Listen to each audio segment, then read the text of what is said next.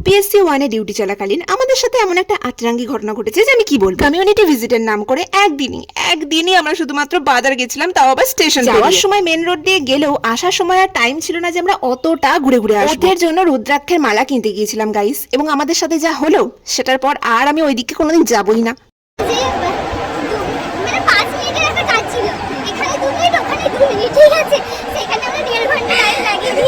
আমরা রাস্তা খুঁজেই পাচ্ছি না, এদিকে আমরা প্ল্যাটফর্ম টিকিট কাটবো না, কাকুরা বলছে তোমরা যেতে পারবে না, অর্ধেক নিয়ে আমাদের এখান দিয়ে গেল। তাও আমাদের কত কথা শুনলাম, যেতে পারবি না তোরা, এদি হয়ে যা ওদি হয়ে যা।